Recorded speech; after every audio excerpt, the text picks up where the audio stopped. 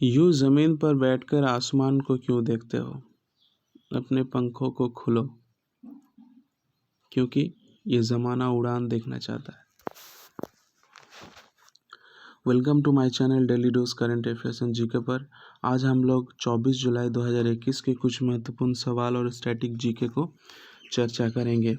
चलिए बढ़ते हैं पहले सवाल की ओर।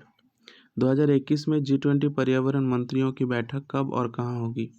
तो उसका जो आंसर हो जाएगा दोस्त, वो 24 अक्टूबर 2021 इटली में। तो 24 अक्टूबर 2021 को अक्टूबर 2021 को इटली में होगा दोस्त। G20 पर्यावरण की बैठक 2021 G20 लीडर समिट के हिस्से के रूप में आयोजित मंत्री स्तरीय बैठकों में से एक है, जिसकी मेजबानी अक्टूबर 2021 में इटली द्वारा की जाएगी। G20 देशों और यूरोपीय संघ से बना है। G20 जो देश है, यूरोप संघ के साथ साथ 19 और देश जुड़े हैं, जिसका नाम इस तरह है: अर्जेंटीना, ऑस्ट्रेलिया, ब्राज़ील, कनाडा, चीन, Germany, France, Bharat, Indonesia, Italy, Japan, Mexico, Russia, सऊदी अरब, दक्षिण अफ्रीका, दक्षिण कोरिया, तुर्की, यूके एंड यूएस। चलिए दूसरे सवाल की ओर बढ़ते हैं। हाल ही में यूनेस्को ने विश्व के किस धरोहर स्थल को विश्व विरासत सूची से हटा दिया है?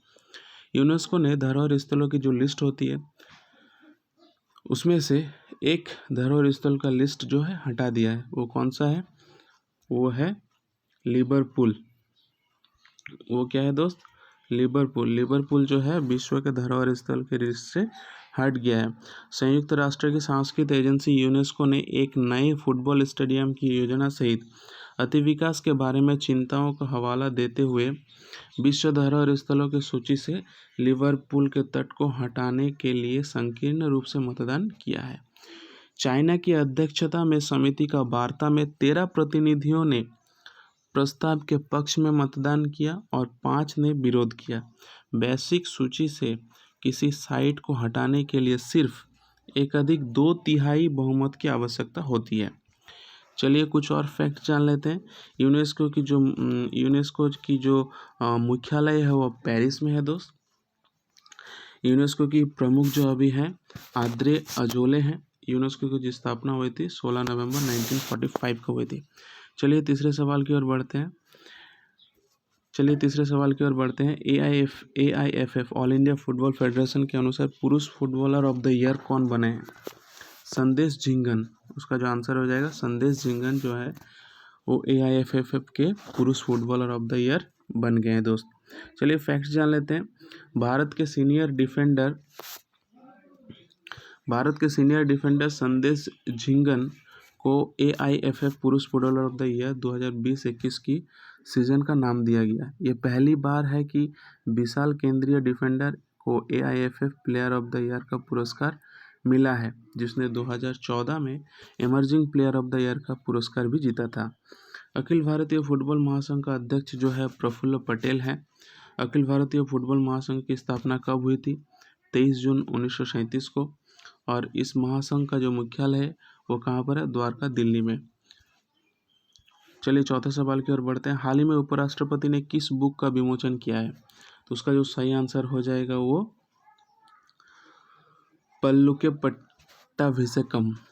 भारत का उपराष्ट्रपति M वेंकैया नायडू ने पूर्व सांसद यालमनचिली शिवाजी द्वारा लिखित पल्लुके पट्टाभिषेकम नामक एक पुस्तक का विमोचन किया। ये पुस्तक ग्रामीण भारत और कृषि पर आधारित। उपराष्ट्रपति ने कहा कि गांव और कृषि का आंतरिक रूप से जुड़े हुए हैं और हमें अपने गांव में ग्राम स्वराज्य लाने के लिए उनके मुद्दों को समग्र रूप से संबोधित करना चाहिए। चलिए कुछ इम्पोर्टेंट ऑथर और उनके बुक्स के नाम भी जान लेते हैं।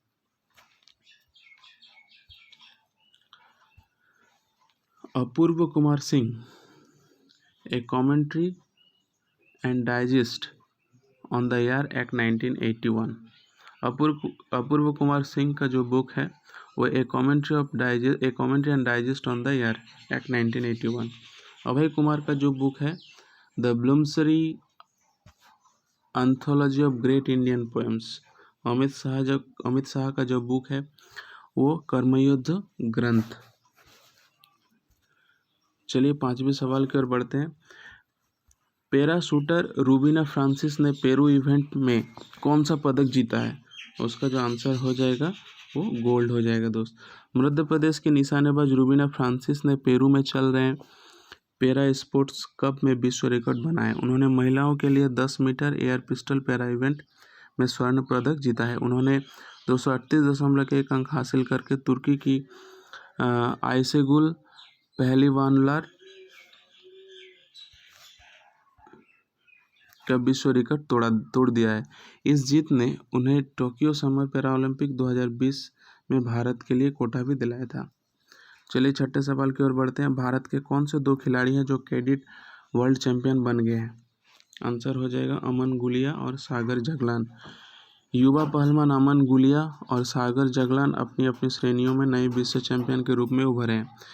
कैडेट विश्व चैंपियन 2021 में दूसरे दिन भारत ने हंगरी में बुदापेस्ट में एक प्रभावशाली प्रदर्शन किया। गुलिया 48 किलोग्राम फाइनल में अमेरिका ल्यूक जोसेफ लिलेडायल को 5-2 से जीत हासिल की, और जबकि जगलान ने 80 किलोग्राम शिखर सम्मेलन के जेम्स माल्कर रावली को 4-0 से हराया। चलिए 7वें सवाल की ओर बढ़ते हैं। विश्व मस्तिष्क दिवस कब मनाया जाता है? वेरी इंपॉर्टेंट सवाल है। आने वाले सभी एग्जामों के लिए बहुत ही इंपॉर्टेंट सवाल है। विश्व मस्तिष्क दिवस कब मनाया जाता है? अगर फ्रेंड मेरा ये वीडियो अच्छा लगता है, मेरा ये कंटेंट अच्छा लगता है, तो सब्सक्राइब ज़रूर कर देना चैनल को और एक लाइक भी दे देना। तो विश्व मस्तिष्क दिवस वर्ल्ड ब्रेन डे 22 जुलाई को मनाया जाता है दोस्त। फैक्ट जान लेते हैं। वर्ल्ड फेडरेशन ऑफ न्यूरोलॉजी हर साल एक अलग थीम पर ध्यान देते हुए 22 जुलाई को विश्व मस्तिष्क दिवस मनाता है। कई जन जागरूकता कार्यक्रम और शैक्षिक एवं सोशल मीडिया गतिविधियां मल्टीपल स्कॉलरशिप्स को रोकने के लिए आंदोलन को बढ़ावा दे रही है, जो 22 जुलाई 2021 से शुरू और अक्टूबर 2022 तक जारी है। चलिए वीडियो का एक अट्रैक्शन और भी है, जो स्टैटिक जीके हैं दोस्त, वो भी डिस्कस कर लेते हैं। भारत पेट्रोलियम कॉरपोरेशन लिमिटेड की स्थापना कब हुई थी? 1952 की। 1952 में भारत पेट्रोलियम कॉरपोरेशन लिमिटेड की फॉर्मेशन हुई थी। ये कंपनी किस तरह की कंपनी है? ऑयल एंड गैस की कंपनी है। हेडक्वार्टर्स कहाँ पर है? मुंबई में है। गैस अथॉरिटी ऑफ इंडिया का मुख्यालय कहाँ पर है? आंसर जो है new Delhi. Hindustan petroleum corporation limited का जो मुख्यालय है वो कहाँ पर है? मुंबई में है। इंडियन ऑयल कॉरपोरेशन लिमिटेड का जो मुख्यालय है वो कहाँ पर है? इंडियन ऑयल कॉरपोरेशन लिमिटेड का जो मुख्यालय है वो न्यू दिल्ली में है। और उसका जो फॉर्मेशन कब हुआ था? 30 जून 1959 को। Coal India limited founded in the year. Coal India limited का कब फाउंडेड हुआ था? फॉर्मेशन कब हुआ था? 1975 को। इसका जो हेडक्वार्टर्स है वो कोलकाता है दोस्त। और कंपनी टाइप कौन सी है? Coal mining and refining. चलिए मिलते हैं अगले वीडियो में दोस्त।